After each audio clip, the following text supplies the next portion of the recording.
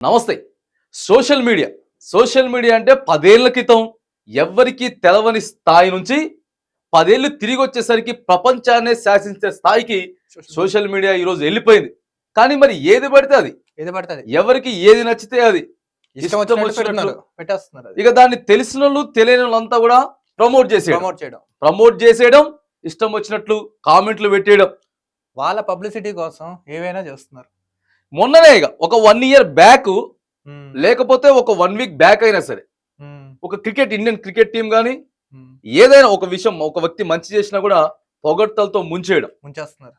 మళ్ళీ వెంటనే ఇంకో సంఘటన అదే గెలిచినటువంటి టీం గానీ లేకపోతే మంచి చేసిన వ్యక్తి గానీ చెడు చేస్తే ఇష్టం వచ్చినట్టు ట్రోల్స్ చేసేట వాళ్ళే హైలైట్ చేస్తారు, వాళ్ళే కింద పడేస్తారు. అంతెందుకు కుమారి ఆంటీ ఉంది కదా, అసలు ఎలా హైలైట్ అయిపోయిందామండి, ఎంత హైలైట్ చేశారు కుమారి ఆంటీ, ఏముంది స్పెషలైజేషన్? అది సోషల్ మీడియాకు పవర్.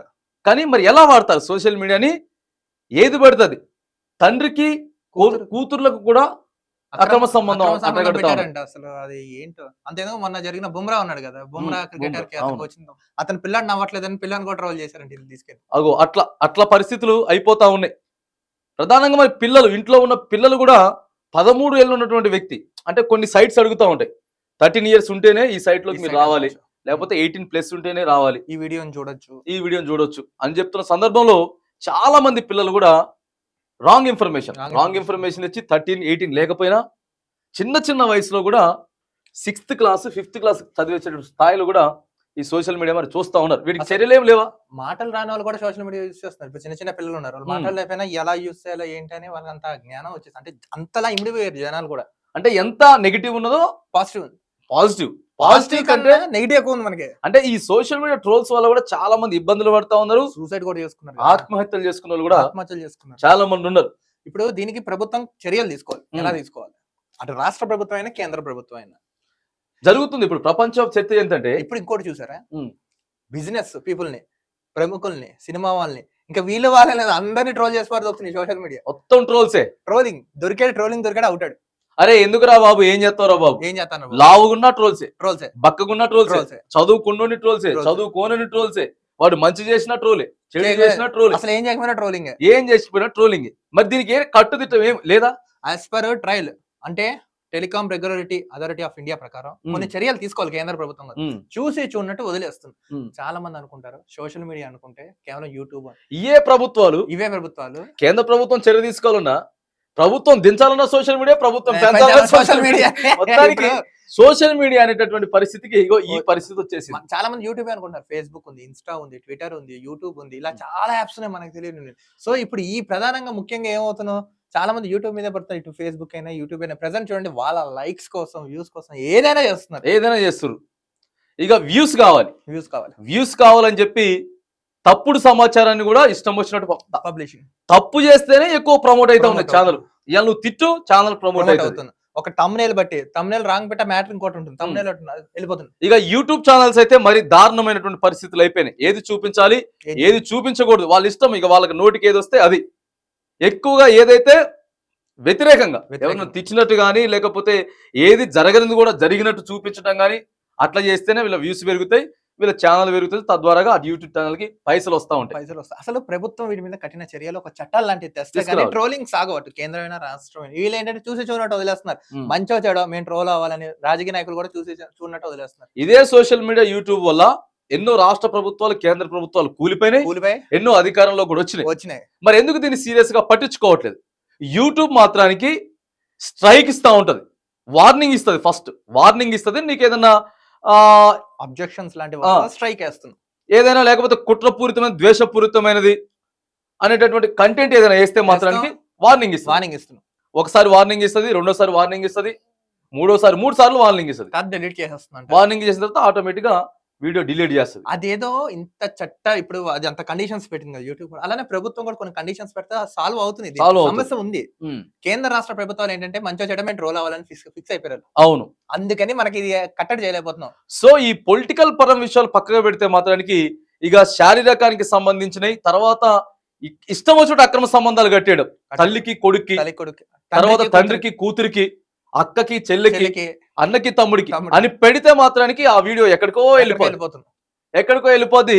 రాష్ట్ర ప్రభుత్వం కేంద్ర ప్రభుత్వం ఇగో ఈ దేశ ప్రజల కోసం లేకపోతే రాష్ట్ర ప్రజల కోసం మంచి చేయండి అని చెప్పి ఒక వీడియో ఒక చిన్న కంటెంట్ పెడితే మాత్రం ఆ వీడియో కదలు 10 వ్యూస్ వస్తాయి ఎక్కువ. ఇగో అలాంటి పరిస్థితులు మరి సోషల్ మీడియాలో మీడియాలో ఉంది. ముఖ్యంగా ఇవే ట్రెండింగ్ అవుతున్నాయి మెయిన్. ఇవే ట్రెండింగ్. పోనీ ఇవేమైనా ఖండించండి తప్పని ఎవరు కాదు, అందరూ చూస్తున్నారు, మాకు వద్దంటున్నారు, అసహించుకుంటారు, కానీ వ్యూస్ అవే ఎక్కువ ఉన్నాయి. అవే ఎక్కువ ఉంటాయి. ఎలా వస్తున్నాయి అంటే చెడుకి ఎక్కువగా ముందుకు పోతా ఉన్నది, పిల్లలు పాడైపోతా ఉన్నారు. తల్లిదండ్రులు కూడా ఇంట్లో పిల్లలు ఏం చేస్తా ఉన్నారు, ఫోన్ ఇస్తే వాళ్ళు ఏం చూస్తా ఉన్నారు, ఏం చేస్తా ఉన్నారు, ఏది షేర్ చేస్తా ఉన్నారు అనేటటువంటి విషయాల మీద, తర్వాత ఏదైతే ఎక్కువగా చెడును ప్రభావితం చేస్తా ఉన్నదో ఇక మంచి హ్యాపీగా అది షేర్ చేయగానే లైక్ చూడగానే అది చూడంగానే ఇక వాళ్ళు దాన్ని రెచ్చగొట్టేటటువంటి రెచ్చగొట్టేటటువంటి ప్రయత్నాలు ఎక్కువగా సోషల్ మీడియాలో జరుగుతూ ఉన్నాయి.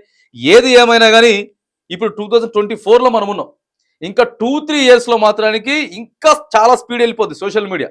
ఇక ఎవరు పట్టుకోవడానికి ఉండదు. మంచి కన్నా చెడు ఎక్కువ జరిగే ప్రమాదం ఉంది. పట్టుకునేటటువంటి పరిస్థితులు ఉండవు కాబట్టి ఇప్పటి నుంచే కొంచెం కంట్రోల్ చేసుకునేటువంటి ఆస్కారం ఉండాలి. అంటే దానికి ఒక లైసెన్స్ అని, టర్మ్స్ అండ్ కండిషన్స్ అని ఇలా పెడతా కొంచెం ఇలాంటి సాల్వ్ చేసేయచ్చు. బట్ ఫ్రీగా వదిలేస్తున్నారు, ఇష్టం వచ్చినట్టు. ఇప్పటికైతే చాలా దూరం వెళ్ళిపోయింది. ఇంకా 2-3 సంవత్సరాల్లో పట్టలేనటువంటి పరిస్థితి ఉంటది. ఇక అప్పుడే పుట్టినటువంటి పిల్లగాడు కూడా ఫోన్ కి సోషల్ మీడియాకి అలవాటు పడేటటువంటి పరిస్థితి ఉంటది. దీనివల్ల చదువుకి, కుటుంబానికి, అలానే వాళ్ళ ఆరోగ్యానికి కూడా చాలా దూరం ఉంటది. ఇక ప్రధానంగా ఇవే దేనంటే ప్రాంతానికి సంబంధించినవి, లేకపోతే కుట్రపూరితమైన వ్యాఖ్యలు, లేకపోతే మతాలకు సంబంధించినవి, ఇగో ఇవన్నీ అల్లర్లు కూడా సోషల్ మీడియాలో జరుగుతా ఉన్నాయి. కాబట్టి ఆ ట్రోల్స్, ఆ షేర్స్, వీటన్నిటిని కూడా కంట్రోల్ చేయాల్సిన అవసరం ఉన్నది. ప్రభుత్వానికి ఉంది. కేంద్ర రాష్ట్ర ప్రభుత్వాలు ఫోకస్ చేసి ఇలాంటి కఠిన చర్యలు తీసుకుంటా కానీ చెయ్యండి, వీటి మీద కూడా ఫోకస్ పెట్టండి. ఇంకో విషయం అబ్జర్వ్ చేశారు, రీల్స్ చేస్తూ చాలా మంది ప్రాణాల మీద కోల్పోయారు. ఎందుకు అవసరమా? అంటే ఫ్రీడమ్ ఉంది మనకి, ఫ్రీడమ్ మిస్యూజ్ అయిపోతుంది. ఎంతగానో వాడుకోవాలో దాన్ని అంతే వాడుకోవాలి. ఇప్పుడు మనం తినే తిండి అయినా సరే ఎంతవరకు తినాలో అంతవరకు తింటేనే మన బాడీకి ఇది అవుతుంది.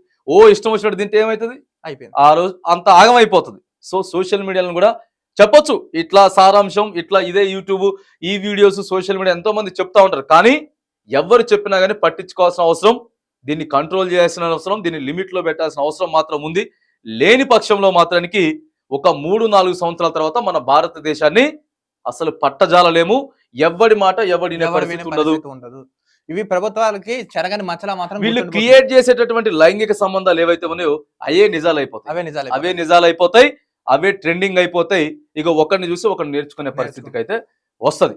సో ఫైనల్ గా వీటిని కేంద్ర రాష్ట్ర ప్రభుత్వాలు ఫోకస్ పెట్టి చేసినట్టయితే వీటిని మనం చర్యలు ఆపచ్చు. లేదా చెరగని ముద్దలాగా ప్రభుత్వాల మీద పడిపోతాయి. దీని పూర్తి బాధ్యత ప్రభుత్వాన్ని అయితే అవుతుంది. ఇదైతే గ్యారంటీ.